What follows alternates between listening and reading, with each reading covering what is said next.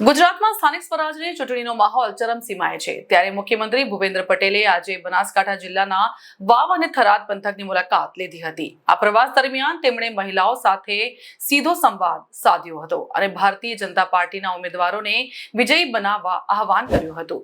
મુખ્યમંત્રીએ 33% મહિલા અનામતનો ઉલ્લેખ કરતા વિપક્ષ પર આકરા પ્રહારો કર્યા હતા। તેમણે મક્કમતાથી જણાવ્યું હતું કે બહેનો સામે જે કોઈ પડે છે તેનો ખાત્મો થઈ જાય છે।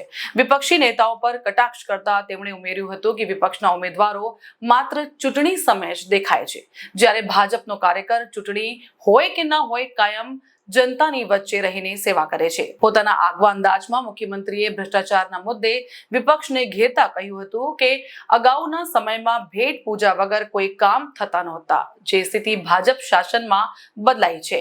નહેરના પાણીથી જમીનમાં થતા ક્ષાર અંગેની ફરિયાદ મળતા સીએમએ ખાતરી આપી હતી કે સરકાર આ બાબતે ગંભીરતાથી વિચારી રહી છે। તેમણે જિલ્લાના તમામ તળાવો ભરવાની યોજનાઓ પર કામ ચાલી રહ્યું હોવાનું પણ જણાવ્યું હતું। પૂરના સમયે પાણીના કાયમી નિકાલ માટેની વ્યવસ્થા અંગે પણ તેમણે ચર્ચા કરી હતી।